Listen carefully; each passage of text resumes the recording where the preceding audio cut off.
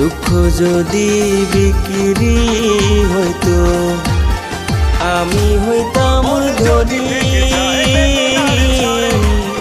আমার কাছে আছে সইব দুঃখ না